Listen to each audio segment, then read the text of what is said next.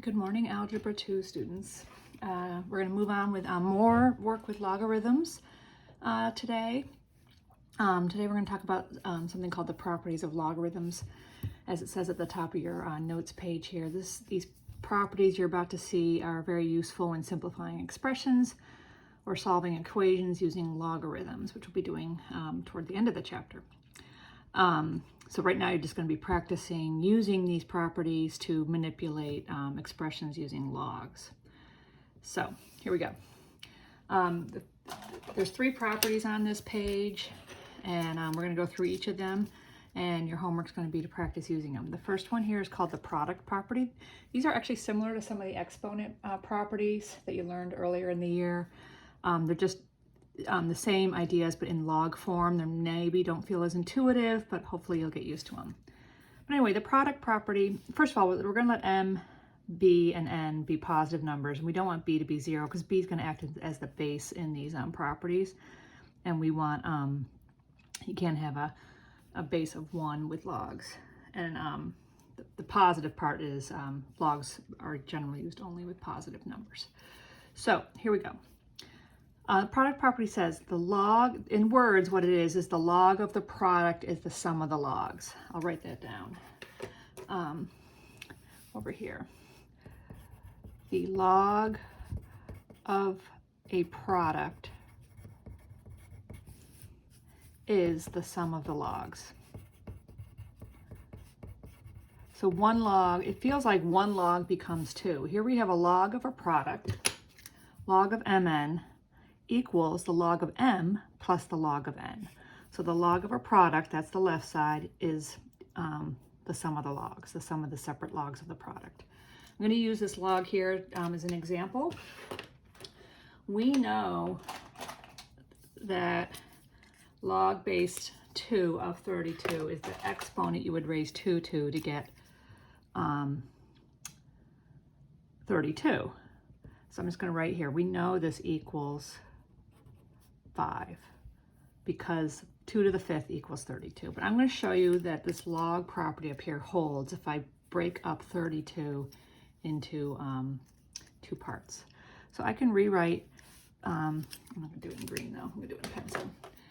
I'm going to rewrite 32 as a product. I'm going to do log base 2. 32 can be broken down lots of ways, but I'm going to use 2 powers of 2 to illustrate this.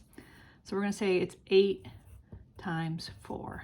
Hope you agree with me that I can think of, you can write parentheses here if you want, or just the dot between them. But log of, these are equal. 30. All I did was replace 32 with 8 times 4, which is true. Now this m, this 8 is like your m, and the n is your 4. And we're going to use this property to rewrite this log. And it's going to be log, I have to keep writing my base. My base is 2.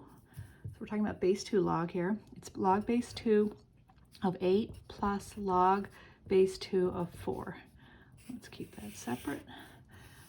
Okay, that's just using the property. And let's just keep going here. Log base 2 of 8, that's 3.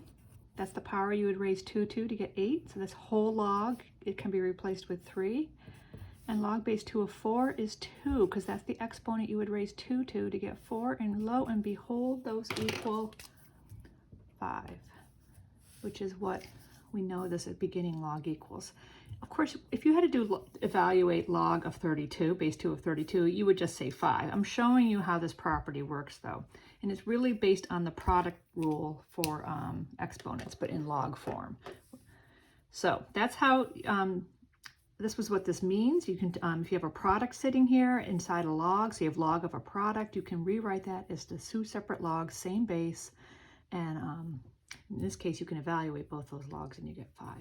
Now, sometimes part of the product is a variable, like here, and if it says rewrite using 2 logs, I can use this rule and rewrite this as log base 4. Again, my base is 4 of 5 plus log base 4 of x. These are equal according to this rule. I don't know what x is, so that's as far as I can go.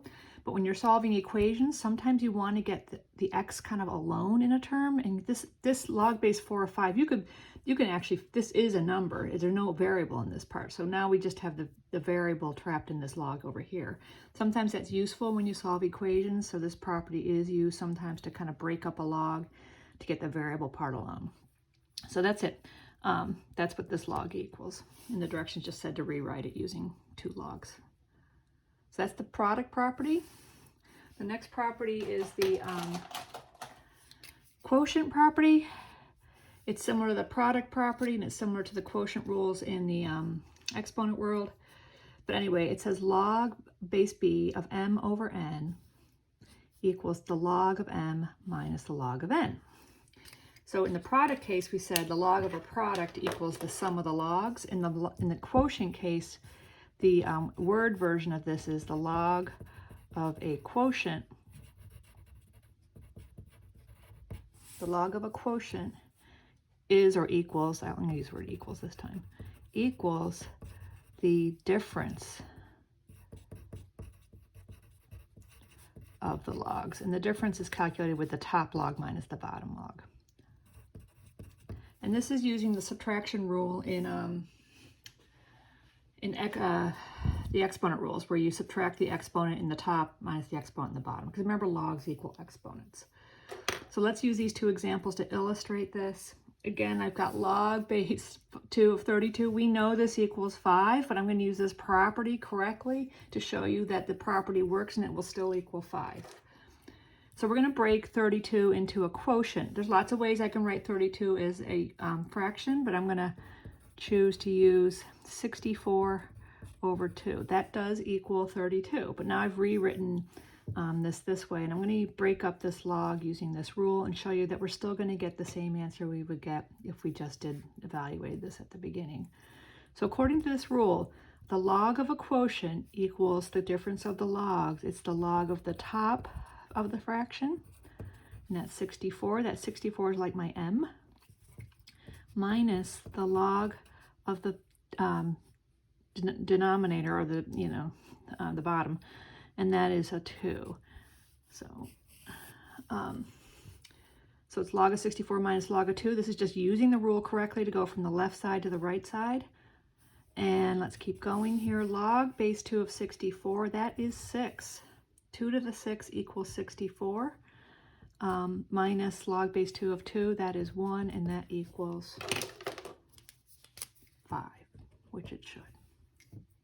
Okay, but we already know it's 5. I'm just showing you how the rule works, and it's consistent with the way what you would get anyway. Okay. Now, here's another one with an x in it.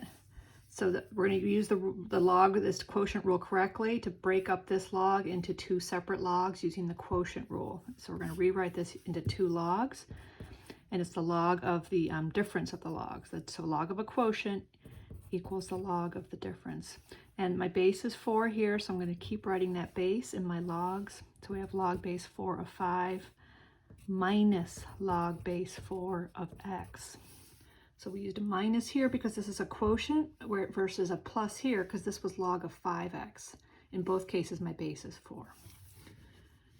So that's using it when there's variables involved. Sometimes, obviously, to do log base 2 of 32, you don't have to go through this. I'm just showing you that the rule works with an example with all numbers. Finally, we have the power property, our last one. It says the log basically of a power equals the power times the log. So log base b of m to the n, these are not multiplied mn, it's m to the n. The n comes out front. So this n is here. The power of the thing you were taking the log of can come out front. We've already sort of seen this. Let me just, instead of putting this one in words, I want to show you if I do log base 2 of 3 squared, no, not 3. We need our bases to be the, no, I'm not going to do that example. We'll just go to the ones I have on the sheet. Okay, So here we go, log base 2 of 32. Same example, but we're going to use the power property to show how this works. I'm going to rewrite 32 as a power. It's log base 2. Let's write it as a power of 2. It's 2 to the 5th. Now you learned in the last unit that when you see something like this where these two bases are the same, that the power, this whole log is going to equal the power 5. But I can, according to this rule, this 5 is like my n. It's going to come out front, so that it comes, it's in the front of my log now, and I'm going to say this is log base 2 of 2. The base stays, we still have a log base 2, and this 2 stays behind. And so then this whole thing equals 5. Log base 2 of 2 is the power you raise 2 to get 2, so it's 1. That's, this whole log here equals 1, and 5 times 1 is 5. So again, I've got log base 2 of 32 to equal 5 using the power rule. Now here's one with a variable, log base 4 of 5 to the x. That x is not multiplied by 5, it is the exponent on 5. When I see something like that, and I'm asked to rewrite, this shouldn't say using 2 logs, it should just say rewrite. Let's change my directions here, because some of your directions on your homework are going to say expand. Expand the expression. So we're going to, the only thing here is when you see a exponent sitting there, you can say, oh, I can use this power property and rewrite this. The x is going to come out front. It's like it's coming here. And then you leave behind the log base 4 of 5. Make sure when you write your logs that you have the base. If you have a base that you're writing, you write it slightly below the line. It should not look like that 4 is being multiplied by the 5. This is true with all of our logs. If it's a base, it should be floating a little bit below everything. If it's an exponent, it's a little bit above everything. So be careful and deliberate when you write logs so I can tell what you're doing. All right, 3 examples to help you with your homework. It just says your homework's going to say something like this: expand each expression. Your answer should be just a bunch of logs added or subtracted together. And you might use more than one rule as you do it. So first I'm going to break this one up using the product rule and say this is log of 4. Oh, and since there's no base written, it's a base 10, but I don't need to write the base 10 over and over. When there's no base, as you guys know, it's just a base 10 log. So this is log base 10, but we're not going to write the 10. Log of 4 plus log of x squared. I just used the product property because it's 4 times x squared. But if you've got an exponent hanging out in one of your logs, you need to deal with that. And I would suggest dealing with that second. And this is 2 log of x. A common mistake is to put the 2 out front at first and have both logs end up with a 2 in front of them. But this 4 does not have an exponent of 2 on it, so it should not have a 2 in front. And that's my answer. You want these, what this is called an argument of the log function, but you want the part after the log to be as simple as possible. And break it into as many logs as possible. This should not be a quotient or a product sitting here. 4 is technically 2 times 2 and things like that. You don't need to break a number down, but you don't want a variable sitting here with extra numbers attached to it. All right, let's do this one.